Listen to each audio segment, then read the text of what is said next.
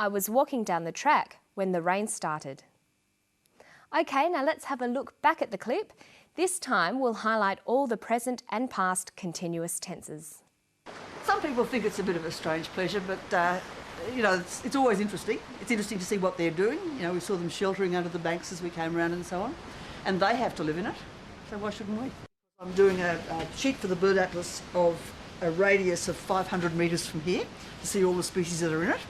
I use my binoculars and I'm using the telescope, and I use my ears because I was recording birds by call as I walked down the track here, wrens and little grass birds and stuff. In fact, if you do a lot of bird watching in the bush, you do a lot by call.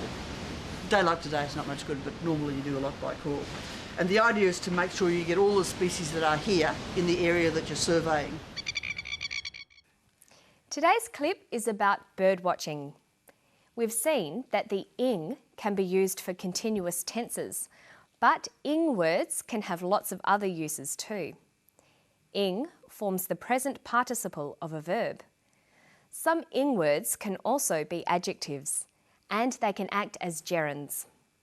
A gerund is a verb that acts as a noun. Let's look at an example. Here's the sentence, I love swimming. The word swimming is the present participle of the verb to swim.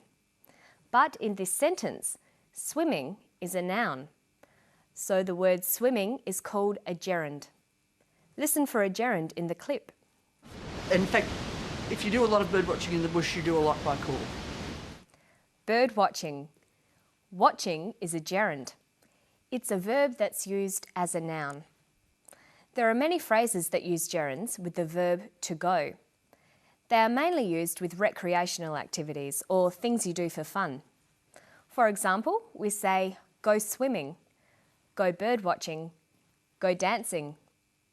On the weekend, I usually go swimming. This weekend, I'd like to go dancing. Finally today, we're going to look at some sentence stress and rhythm. When we talk about rhythm in English, we mean the beat of the language. The beat of the language comes from the pattern of stressed and unstressed syllables or words in a sentence. Some words usually have a strong stress. These are content words, the nouns, verbs, adjectives and adverbs. They're usually strongly stressed and carry the rhythm. Then there are the words that have a weak stress. These are usually the articles, pronouns, prepositions and conjunctions. They're spoken quickly between the strongly stressed words.